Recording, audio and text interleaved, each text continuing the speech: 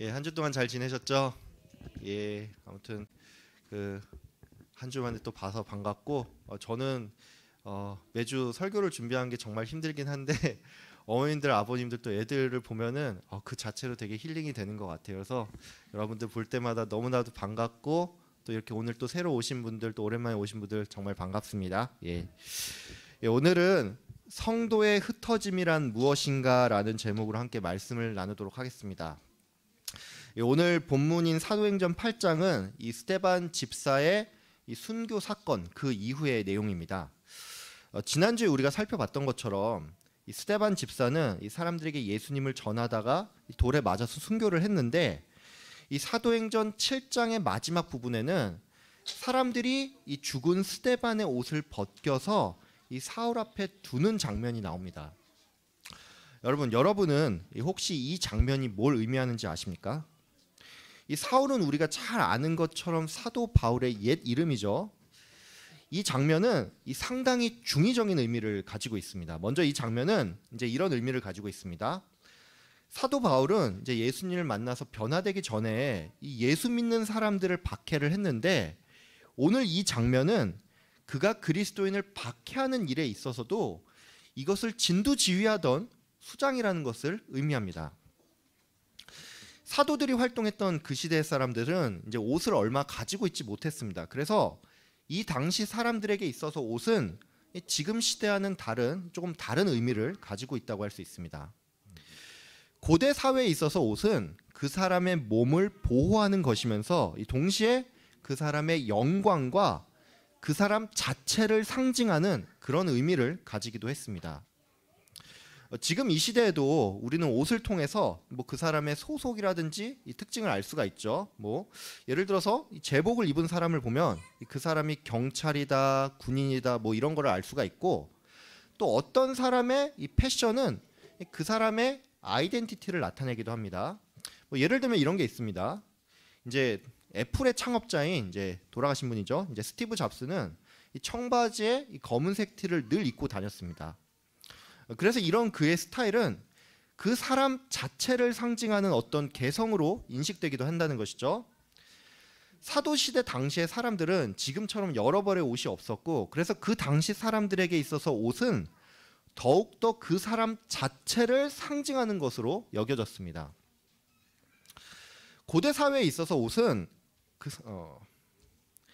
예수님께서 이 나귀를 타고 예루살렘에 입성을 했을 때 이 사람들은 자기의 겉옷을 벗어서 이 바닥에 깔았습니다. 이것은 자신을 상징하는 옷을 바닥에 깔아서 그 위를 밟고 가라는 의미로서 이 왕을 맞이하는 존경의 의미가 있다고 할 수 있습니다. 그러니까 죽은 스데반의 옷을 사람들이 벗겨서 사울에게 줬다는 것은 사울이라는 사람이 이 성도를 박해하는 유대인의 대표로서 이것을 받았다는 것을 의미합니다. 이것은 마치 이 전쟁에 승리한 나라가 이 패배한 나라의 왕을 잡아서 그 사람의 목을 벤 뒤에 승리한 국가의 왕에게 이 목을 바치는 것과 비슷한 장면이라고 할 수 있습니다. 그래서 이 장면은 먼저는 사도 바울이 예수 믿는 사람을 박해하던 아주 대표 중의 대표였다는 것을 드러내는 장면이라고 할 수 있습니다. 근데 여기까지 설명을 들으면 여러분 중에 어떤 분은 이런 의문이 좀 생길 수가 있습니다. 여러분, 이 사도행전은 누가 썼죠? 의사 누가가 썼죠. 여러분도 잘 아시겠지만 의사 누가는 바울과 함께 선교지에 나가면서 이 바울의 건강을 돌봤던 사람입니다. 그렇기 때문에 우리는 왜 누가가 이 바울의 안 좋은 과거를 굳이 이렇게 들춰내서 이것을 기록을 했는지 이게 조금 의문이 생길 수가 있다는 겁니다. 함께 선교지에 나간 사이라면 이 원수지간이 아닌 이상 이 안 좋은 게 있어도 묻어주는 게 인지상정이죠. 근데 왜 누가는 이 사도 바울이 다메섹 도상에서 예수를 만난 그 순간부터가 아니고 교회를 핍박하던 그때부터 그를 묘사한 것인지 이게 조금 의문이라는 겁니다. 근데 이것은 제가 앞서 말씀드렸듯이 이 장면이 중의적인 의미가 있기 때문입니다. 여러분, 그러면 이 중의적인 의미는 뭘까요? 스데반을 상징하는 옷이 사울 앞에 놓였다는 것은 앞으로 사울이 스데반의 계승자가 돼서 그의 사명을 이어받는다는 그런 의미가 있습니다. 그렇기 때문에 이 장면은 이 사도 바울이 앞으로 어떤 사역을 할지를 보여주는 복선 역할을 하지, 그저 누가가 이 투철한 역사가 정신으로 이 사울의 잔인성을 부각시키기 위해서 이걸 적은 게 아니라는 것입니다. 예루살렘 교회를 향한 이 유대인의 탄압은 정말로 큰 박해였고, 성경은 이를 일컬어서 큰 핍박이 예루살렘에 일어났다라고 표현을 하고 있습니다. 이 바울은 스데반의 죽음을 보면서 이것을 당연하다고 여겼고, 그는 여기서 멈추지 않고 교회를 잔멸하였다라고 또한 성경은 말하고 있습니다. 이 잔멸을 한다는 것은 이 작은 뿌리들까지 다 뽑아버리겠다는 그런 말입니다.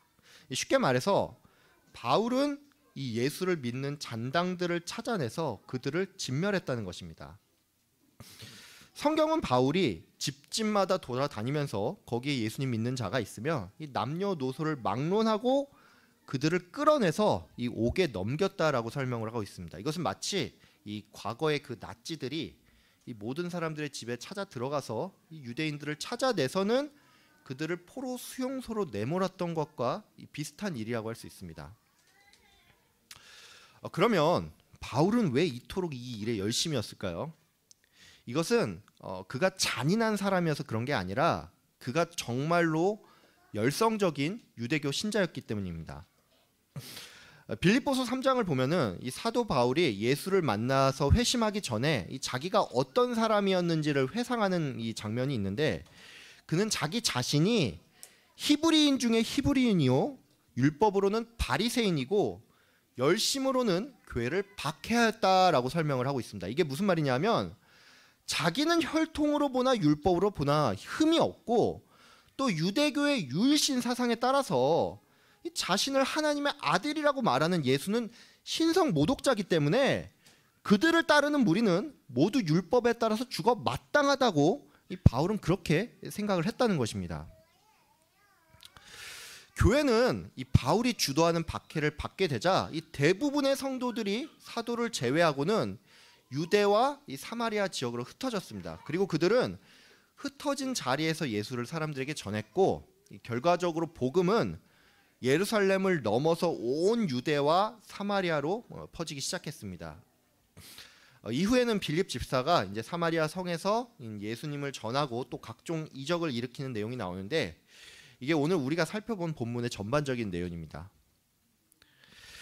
우리는 오늘 이 본문을 보면서 이 초대 예루살렘 교회가 흩어짐을 통해서 복음을 전했던 것처럼 우리도 세상 여러 곳에 흩어져서 복음을 전해야 한다는 그런 메시지를 얻습니다.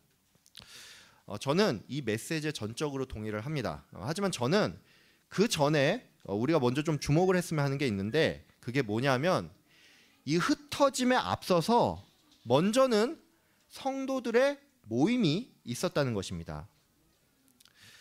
초대교회 성도들이 이 온 유대와 사마리아 땅끝까지 이르러서 복음을 전할 수 있던 것은 먼저 그들이 모이는 일에 힘썼기 때문입니다. 모이지 않았다면 흩어짐도 존재하지 않았고, 그렇다면 이 복음 전파라는 것도 없었을 겁니다. 여러분, 사도들은 이 큰 핍박 가운데서도 예루살렘을 떠나지 않았는데, 여러분은 이들이 왜 이랬다고 생각을 하십니까? 사도들은 일반 성도들에 비해서 더욱더 유대인의 타겟이 됐기 때문에 이 자신의 신변 안전을 생각을 한다면 예루살렘을 떠나는 게 맞습니다. 근데 그들이 이런 위험을 무릅쓰고 예루살렘에 남았던 것은 선교의 모체가 되는 예루살렘 교회 없이는 선교도 불가능했기 때문이었습니다. 여러분, 그래서 흩어지는 것도 중요하지만 이 순서로 보면은 모이는 일에 먼저 힘써야 합니다. 이 조직력이 모래알 같아서 예배 성도들이 나오지 않고 모이지 못하는 걸 가지고서는 우리는 흩어질 줄 아는 교회다라고 말하는 것은 어불성설입니다. 자기들끼리 잘났다고 싸우고 나서 이 교회가 두 쪽, 세 쪽으로 갈라진 걸 두고서는 흩어졌다라고 말할 수 없습니다. 물론 이러한 일조차도 하나님의 섭리가 있지만 이것을 내 입으로 말하고 다니는 것은 사실상 이것은 그냥 자기 합리화에 불과합니다. 이것은 마치 이 게을러서 거지가 된 사람이 나는 검소하게 살고 있다라고 말하는 것과 비슷한 얘기입니다. 그렇기 때문에 성도는 먼저 이 모이는 일에 힘써야 하고, 이 핍박 가운데서도 예루살렘을 지킨 사도들을 생각을 하면서 이 예배의 자리를 지키기 위해 이 부단히 노력해야 한다는 것입니다. 우리가 이렇게 모이는 일에 힘을 쓰고 또 모이는 것이 되면 이제 두 번째로 우리는 흩어지는 일에 힘써야 합니다. 여기에 젊은 부모님들이 좀 계시니까 제가 말씀드리는 건데, 여러분 그 고인물이란 말 아시죠? 예. 이 게임을 좋아하는 분들은 특별히 잘 알 텐데, 이 고인물이라는 말은 어떤 사람이 이 한 게임만 주구장창할 때 그 사람을 고인물이라고 부릅니다.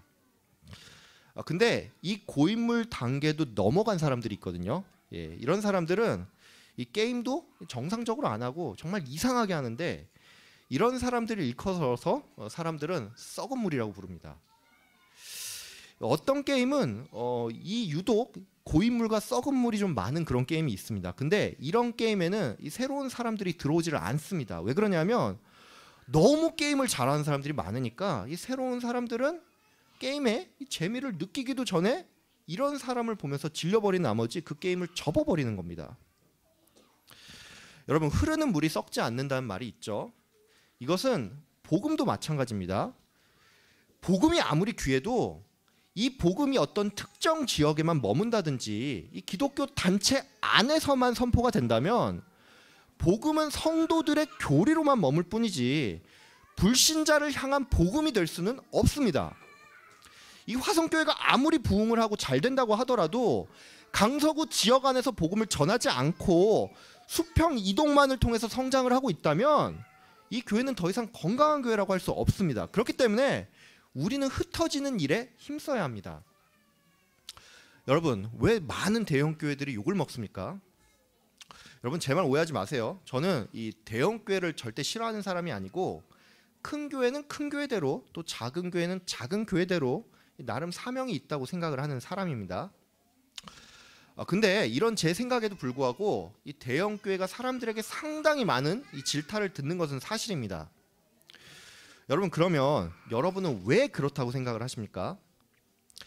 이것은 교회 밖의 사람들이 볼 때 많은 대형 교회들이 소위 말해서 규모가 큰 어떤 이권 단체처럼 보이기 때문입니다. 쉽게 말해서 대형 교회들 중에 상당수가 자기들끼리만 잘 먹고 잘 노는 꼭 그런 느낌을 세상 사람들에게 준다는 것입니다.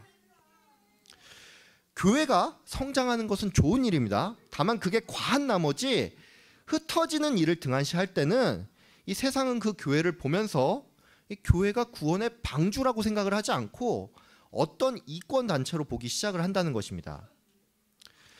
교회가 세상 사람들에게 욕을 먹고 안 먹고가 중요한 게 아닙니다. 핵심은 성도가 복음을 들었을 때 흩어지지 않으면 이 세상이 교회를 찾아오지 않게 된다는 것입니다. 그래서 우리는 흩어지는 일에 힘을 써야 한다는 것입니다. 그러면 여러분, 이 흩어짐이란 무엇일까요? 우리는 보통 이 말을 들으면 조금 당황스럽습니다. 왜 그러냐면 이 성도가 흩어지는 일에 힘을 써야 한다는 말을 들으면은 꼭 우리가 이 화성교회를 나가야 할 것만 같은 그런 생각이 좀 들기 때문입니다. 쉽게 말해서 지금 내가 잘 다니고 있는 직장을 관두고 선교사로 헌신을 해야 하는 건 아닌지, 그도 아니면 이 화성교회 떠나서 어디 주변에 있는 작은 교회를 가서 거기를 섬겨야 하는 건 아닌지, 그런 생각을 할 수 있다는 것이죠. 근데 여러분, 흩어진다는 것은 그런 의미를 가지고 있지 않습니다. 성도가 흩어진다는 말은 정확히 말해서 성도가 자기 본분에 순종한다는 말입니다. 다시 말씀드릴게요. 성도가 흩어진다는 말은 성도가 자기 본분에 순종한다는 얘기입니다. 그러면 여러분, 이 성도의 본분은 무엇일까요? 이것은 내가 어디에 있든지 예수를 전한다는 것을 의미합니다. 여러분은 왜 예루살렘 교회에 큰 박해가 있었다고 생각을 하십니까? 제가 질문을 좀 바꿔보겠습니다. 여러분은 초대교회 성도들이 어땠기에 이런 박해가 있었다고 생각을 하십니까? 어떤 성경학자들은 이 예루살렘 교회가 이 예수 전하는 일에는 관심이 없고 자기들끼리만 모이는 것에만 만족을 했기 때문에 이 하나님께서 박해라는 수단을 통해 그들을 흩으셨다라고 그렇게 해석을 합니다. 근데 저는 이 견해에 솔직히 좀 동의하기가 어렵습니다.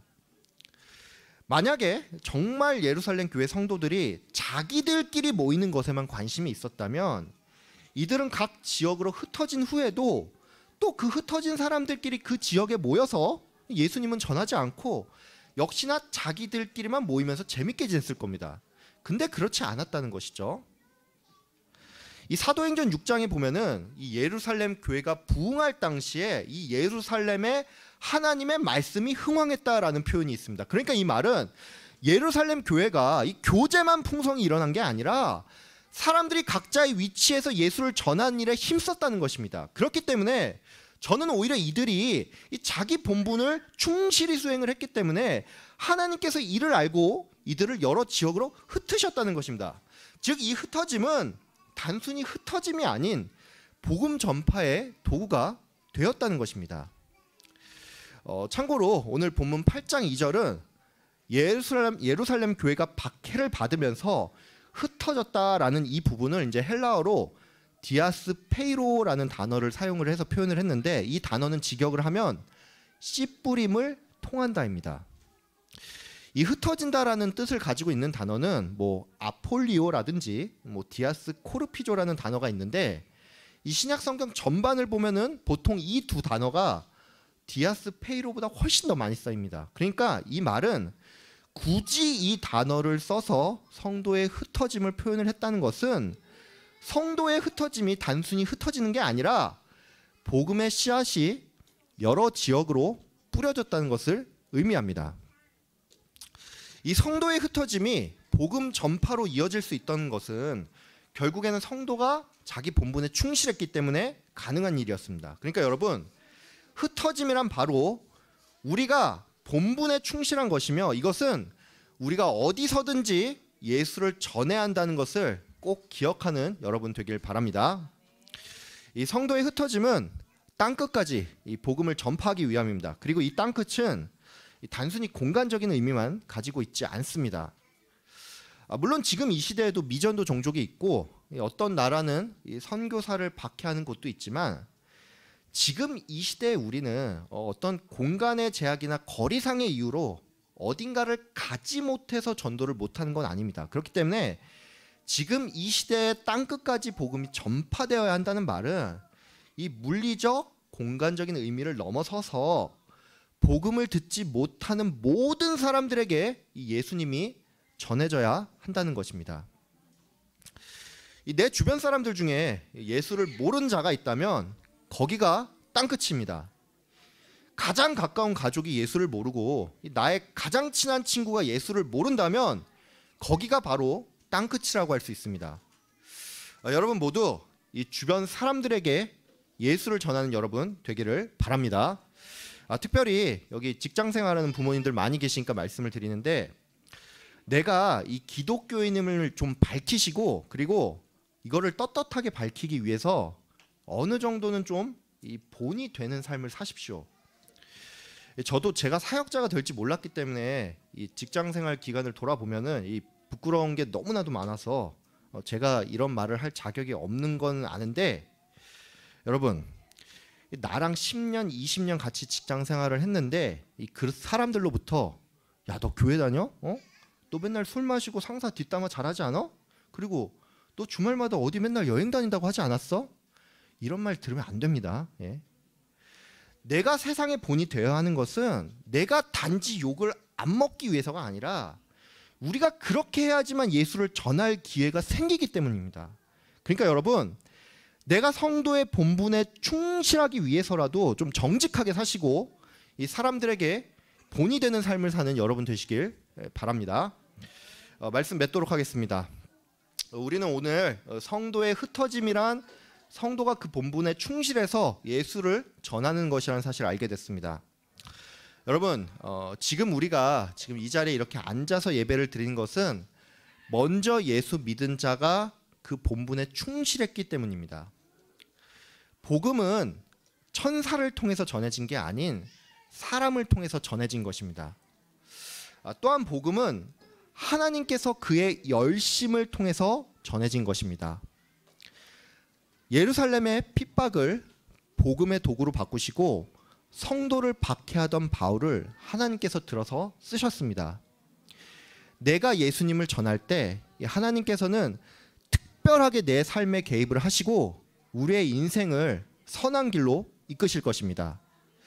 늘 복음 전하는 일에 힘쓰면서 이 하나님의 역사하심을 경험하는 여러분 되시길 주의 이름으로 축복하며 기도합니다.